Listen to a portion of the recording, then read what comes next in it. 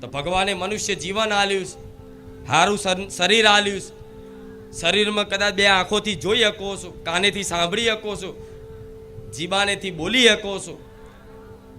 તે ઉપરવાળાનો આભાર માનજો કે તારી કૃપા તો પહેલેથી છે, પણ અત્યાર સુધી ખબર નથી. તો ભગવાનને એવી પ્રાર્થના કરાય કે હે ભગવાન, આ બે આંખો આલી છે ને, તો આ બે આંખોથી હર હંમેશા માટે તમારા માતાજીના દર્શન કરાવજો. આ કાન આલ્યા છે ને, તો હંમેશા તમારી કોઈ લીલા ગુણગાન અને તમારી મહિમા સંભળાવજો. આ વાણી આલી છે ને, તો 24 કલાક તમારું નામ લેવડાવજો. આવું જો માતાજી જોડે માગશો ને, આવું જો ભગવાન જોડે માગશો ને, તો મારા જેવી માતાની વિશેષ કૃપા થશે કે દીકરાએ અસલી વસ્તુ માગી. કામ તો એમને એમ થઈ જવાના, નામ દેતા જ કામ થઈ જાય. એનું નામ ખુખાર મેલડી. આવું નહીં, તમારો દરેકનો અનુભવ બોલે છે. તો ખાલી નામથી જ કામ થઈ જતું હોય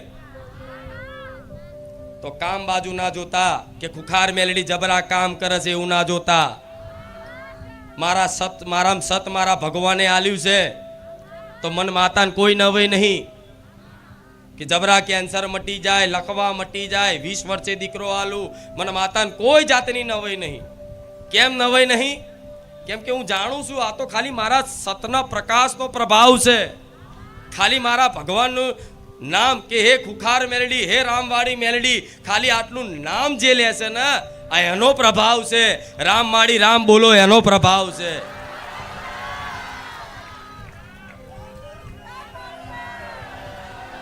એટલે ક્યારેય મારા પરચા બાજુ જોતા, પરચા જોઈ અને ભલે આયા છો, પણ જીવન આખું કલ્યાણમય કરવું હોય, જીવન આખું સુખમય કરવું હોય, જીવન આખું શાંતિમય કરવું હોય, તો પરચા નહીં પણ આ મારી વાણીને ગ્રહણ કરી જેવું.